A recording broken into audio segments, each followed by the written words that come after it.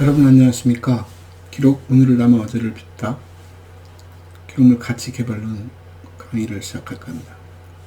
오늘은 기록의 의미, 도대체 기록이라고 하는 것이 무슨 의미를 갖지를 두 가지로 정리를 해봤습니다.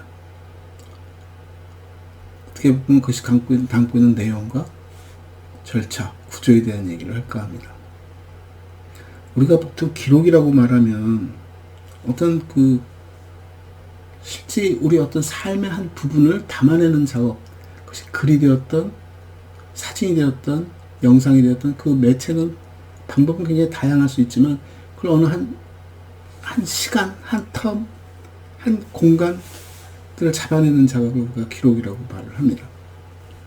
그러니까 의도적으로 남겨지는 것들에 대한 얘기, 담아낸 것들에 대한 얘기, 그 경우에 대해서 우리의 기억일 수도 있는 것이고 사실일 수도 있는 것이고 상상일 수도 있는 것이고 굉장히 다양한 형태로 만들어지겠죠. 도대체 그 기록이라는 것이 무슨 의미를 담고 있지? 물론 기록물 하나하나를 놓고 보면 그냥 단순히 이 기록은 어떤 내용이 담겨 있어 정도의 어떤 그냥 사실을 전달해주는 정도, 그냥 그렇죠. 하나의 도구로서 역할을 할 수 있지만 기록물들이 쌓이다 보면 그 기록에 우리가 보이지 않았던 부분들이 보이기 시작합니다. 그것에 대한 절차, 구조에 대한 내용까지 담겨 있다는 것이죠. 그 대표적인 것이 우리가 늘 말하는 행정기록에 대한 얘기를 하는 겁니다. 그래서 제가 행정기록을 의도적으로 이게 메타데이터야 라고 말을 하는 이유도 거기 있습니다. 즉 행정기록이라고 말하는 그 기록물에는 그 기록이 우리가 하고자 하는 내용, 그 컨텐츠가 담겨 있고 그 컨텐츠가 단순히 컨텐츠만 담고 있는 것이 그것의 인과관계, 관계가 담겨 있다는 거죠. 어떤 의도에서 어떤 의미에서 이것이 생산되어졌고 무엇을 하고자 하는 것이고 무엇을 드러내고자 하는 것인가 하는 그런 절차와 관계에 대한 얘기까지도 담겨 있는 것이고 그것을 보다 명확하게 전달하기 위해서 그걸 하나하나 명시해 두었기 때문에 저는 그것을 이게 메타데이터구나 라고 말씀드리는 거죠. 그러면서 제가 무슨 얘기까지 하냐면 그럼 생활기록은 어떤데? 라고 봤을 때 생활기록에는 굳이 우리가 그것이 갖고 있는 관계라든가 절차라든가 하는 것들을 애써 담을 필요가 없기 때문에 순수하게 그 컨텐츠만 담기게 되는 거죠. 그런다면 우리가 그런 것들을 어떻게 읽어내지?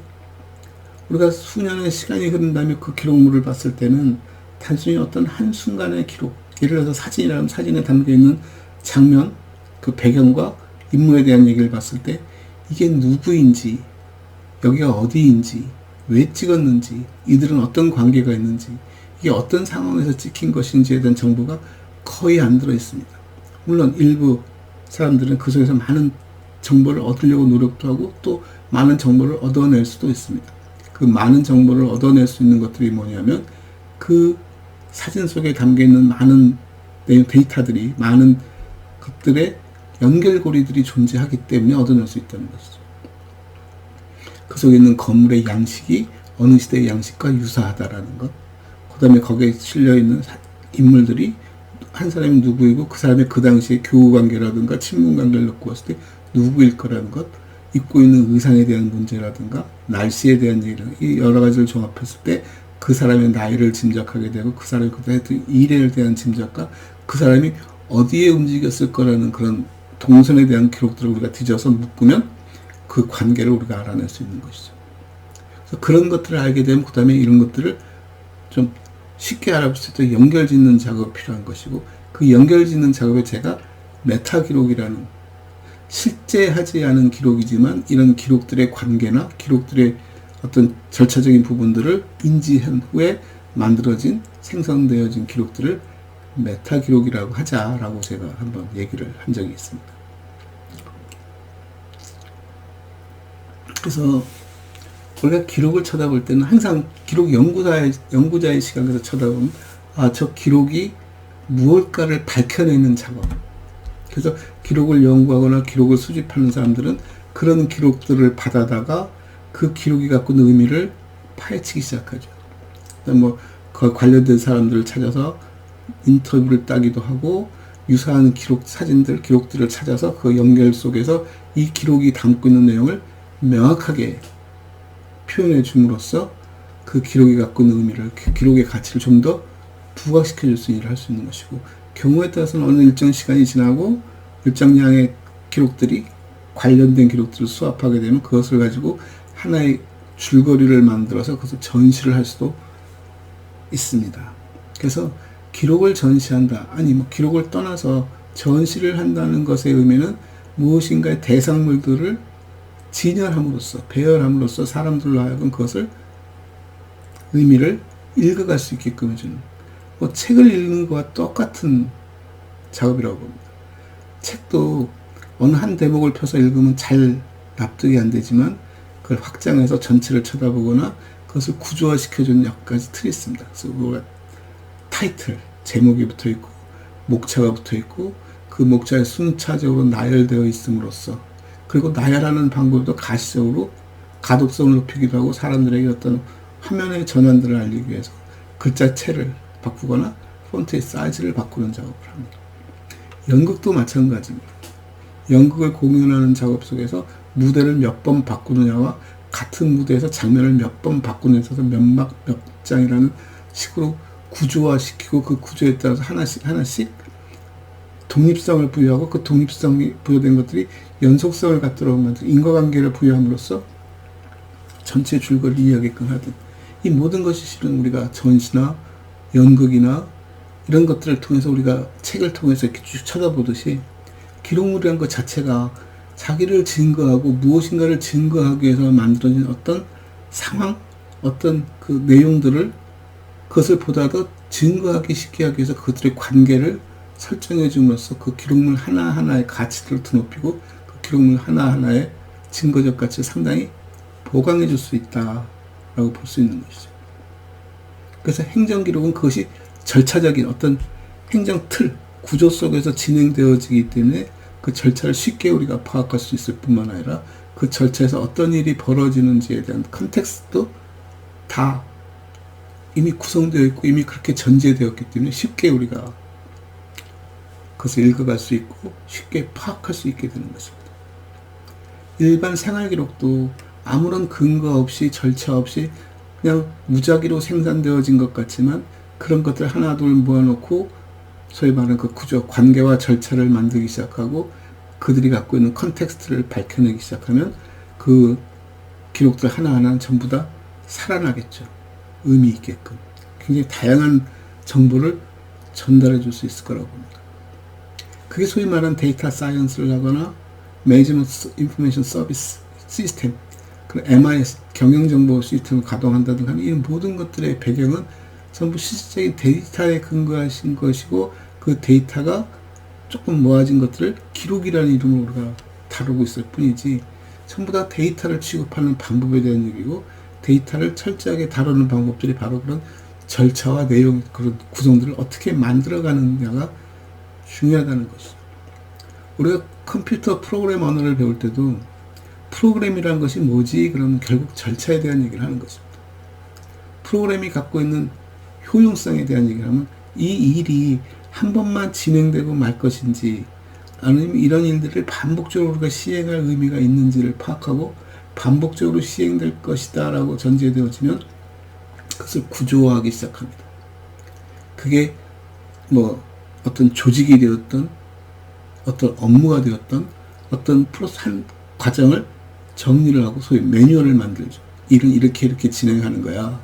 그래서 그 매뉴얼 따라 일을 진행하면은 결국 그 진행에 대한 결과물들이 사진으로 남기든 문서로 남겨지든 또는 어떤 글로 남겨지든 이런 것들이 관계를 갖기 시작하고 그 관계가 의미를 갖기 시작해서 어떤 일을 진행했구나를 알 수 있게 되는 것이고 그 일의 성과를 파악할 수 있고 관련된 사람들에 대한 역할들을 우리가 전부 알아낼 수 있는 거죠.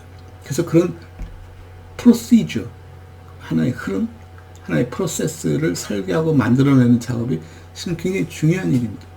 우리가 일을 할 때 항상 하는 일들이니까. 그래서 어떤 프로젝트를 하나 하게 된다 그러면 그 프로젝트를 담당하고 있는 교수가 또는 연구자가 일의 흐름을 만들고 어떤 식으로 우리가 일을 진행하고 타임 스케줄을 짜죠. 이게 6개월이면 6개월, 1년 동안 어떤 일을 진행하고 어떤 업무를 담당하고 그래서 몇 명의 연구자가 필요하고 일을 수행하는 방법과 우리가 전체적으로 그걸 조율하는 작업들 이렇게 해서 업무를 쭉 진행해서 결과를 뽑아냅니다. 그런 것들이 소위 프로젝트를 운영하는 어떤 방법론에 대한 얘기, 조금 확장되어지면 이것이 회사를 운영하는 어떤 기술에 대한 얘기, 주로 경영대에서도 그런 얘기를 많이 나누겠죠. 아니면 공대에서 어떤 실험 실습을 할 때 실험 실습의 절차에 대한 얘기들, 그래서 그런 매뉴얼도 굉장히 중요한 것이고, 뿐만 아니라 우리가 가전제품을 쓴다 할 때 그 가전제품에도 역시 매뉴얼이 따라붙어서 어떻게 전원을 켜고 어떻게 작동을 시키고 어떻게 그것을 뒤처리를 하고 어떻게 보관하고 또 무슨 일을 할 때 어떻게 가동하고 몇 가지 옵션들이 따라붙어 있고 그 방법들, 전개 방법들이 진행되어 있고 문제가 발생했을 때 트러블 슈팅은 어떤 식으로 해결하는가에 대한 설명이 있고 이런 것들이 쭉 나열된 매뉴얼을 주고 결국 이 매뉴얼이 구조와 절차에 대한 설명을 하는 것이고 그 구조와 절차에 따라서 일이 수행되어지는 것이죠. 그래서 그런 일의 수행 과정을 한눈에 알아볼 수 있고 수행 결과를 보기 위해서 그 속에 나타나는 증거, 소위 말하는 기록들을 통해서 그것을 확인하는 일을 할 수 있다는 것입니다. 그래서 기록은 그런 증거적 가치와 관계에 대한 정보들을 다 쥐고 있다는 거죠. 아하, 그래서 기록물은 단독으로 존재한다기보다 이것은 무엇을 증거하는데 그 증거한다는 것은 그 앞과 뒤에 대한 연결고리가 확연히 드러나야 이 기록물이 충분히 그것을 증거할 만한 가치가 있는 거구나. 그래서 이것이 어떻게 생산되어졌는지, 누가 생산했는지, 언제 생산했는지에 대한 정보가 부차적으로 따라붙게 되는 것이죠. 근데 그것을 제대로 관리하지 못하면 아무리 멋진 사진이라 하더라도 그 사진이 갖고 있는 진정한 의미를 우리가 파악할 수 없게 되고 그럼 이 사진에 담긴 내용은 그 가치가 줄어들고 어떻게 보면 의미까지도 상실해버리게 되는 일이 발생하게 되는 것입니다. 그래서 우리가 오늘부터 한 3-4시간에 걸쳐서 이제 최종 정리를 할 것인데 그 첫 출발이 증거로서의 기록, 관계로서의 기록에 대한 얘기를 시작을 하는 것입니다. 그래서 기록이라는 것은 모든 기록들은 그것이 그 순간, 그 상황의 기록, 그 상황에 대한 증거로서의 역할을 할 뿐만 아니라 그것이 갖고 있는 앞뒤의 관계를 보여줄 수 있는 맥점을 담고 있어야 한다는 것이죠. 아, 이게 어떤 상황에서 만들어졌어. 무엇을 하려고 만들었고 이 결과 어떤 일이 벌어졌어에 대한 연결고리를 쥐고 있어야 비로소 그 증거적 가치를 충분히 드러낼 수 있다는 것이고 그럼 그런 관계적인 것들을 의도적으로 만들어야 하니가 아니라 그런 관계적인 것들이 주변의 다른 기록에 의해서 같이 공존할 수 있다면 충분히 해석해낼 수 있다는 것이고 그 해석이 모호할 경우 그 해석을 분명하기 위한 하나의 새로운 기록을 생산할 필요가 있다. 그래서 그런 기록을 이름하여 메타 기록이라고 하고 싶다라고 하는 얘기죠. 그래서 전시에 예를 드는 것이 전시에 있는 작품들, 예를 들어서 어떤 그림들이 몇 점, 10점이 생겼다면 그 10점 하나하나를 기록물이라고 놓고 그 기록물들에 대한 의미는 그 내용을 갖고 충분히 파악할 수 있고 그 기록이 갖고 있는 객관성을 담보할 수 있습니다. 누가 그렸고 언제 그렸고 하는 그런 객관적인 정보를 담고 있는 그런 전시물들을 10점을 모았을 때 그 10점을 가지고 무엇을 보여주고 싶은데에 대한 그 전시에 대한 큰 그림, 그 컨텍스트를 읽어내는 것들이 그 전시를 배열하는 방법과 그 전시에서 전시품 두세 개가 넘어가면서 만들어낼 수 있는 그 맥락적인 부분들을 드러내는 작업이 필요한 것이고 그 드러내기 위해서는 큐레이터가 왜 이걸 이렇게 엮었는지에 대한 자기 설명이 필요한 것이고 소위 말하는 구조가 필요한 것이죠. 그 구조에 따라서 그런 절차적인 부분들이 발생하는 것이고 그 절차적인 부분들이 전달해주는 가치가 메타 기록으로 또 존재하게 되는 거죠. 그럼 우리는 기록물을 쳐다보는 것이 아니라 단순히 기록물을 넘어서서 그 기록물들의 관계와 절차에 따라서 아, 이 기록 전시가 의미하는 것이 무엇이구나를 찾아내는 작업입니다.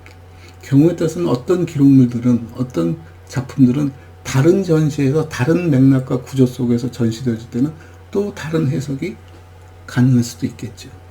그래서 사진 한 장, 예를 들어서 사진 한 장이 모든 것을 다 똑같이 대변하는 것이 아니라 이 사진이 어떤 사진들, 어떤 기록물들과 조합하느냐에 따라서 이 사진이 전달해주고자 하는 의미와 컨텍스트는 달라질 수 있다. 예를 들어서 전쟁에 관련된 사진이라 하더라도 이 전쟁에 관련된 사진이 죽음에 대한 얘기를 하는 슬픔과 어떻게 보면 그 사람들의 그 불행에 대한 얘기를 전달하기 위해서 쓰였을 때는 그런 것들이 이 속에서 해석되어질 여지가 상당히 있는 것이고, 같은 사진을 다르게 옮겼을 때는 분노에 대한 얘기, 뭐 복수에 대한 얘기, 이런 얘기도 할 수 있는 것이고, 더 크게 다른 또 시각에서 이것을 해석해 보면 또 다른 얘기도 전달될 수 있지 않을까 하는 것이죠. 심지어 조금 이게 결례되는 얘기일 수 있지만 그런 전쟁 사진 속에서 그들이 갖고 있는 군복, 의상을 가지고 그 당시의 유행이라든가 그 당시에 우리들이 어떻게 살았는지에는 생활상에 대한 얘기들, 또는 그 시대가 얼마나 암울했는지에 대한 얘기들, 전혀 다른 맥락의 얘기들도 전개되는데 쓰일 수 있습니다. 그래서 사진 한 장을 여러 가지로 해석하는 것을, 사진 한 장 붙잡고 해석한 것을 전부 이 사진에다 담아내는 것은 불가능하지만, 이 사진에게는 상당히 객관적인 자기 데이터들을 담고 그 데이터를 통해서 사진을 객관적으로 들여다볼 필요는 있지만, 이 사진을 어디에 배열하느냐에 따라서, 어떻게 배열을 하느냐에 따라서 이 사진에 대한 해석적인 대목들은 상당히 다양하게 전개될 수 있고, 그 다양하게 전개되는 것들이 결국 하나의 새로운 메타 기록으로서 의미를 가질 수 있다. 그래서 기록은 그 자체가 하나의 증거로서의 역할, 어떤 상황에 대한, 어떤 사실에 대한, 사건에 대한, 공간에 대한, 인물에 대한 증거로서의 가치를 가진과 동시에 그것이 갖고 있는 관계 속에서 해석되어질 수 있는 여지가 존재한다. 그래서 오늘은 그 기록물에 대한, 기록물 가치 개발에 대한, 가치에 대한 이게 이제 종결편으로서 이제 한 서너 시간에 걸쳐서 하나하나 정리를 해보는 시간을 가져봤습니다. 감사합니다.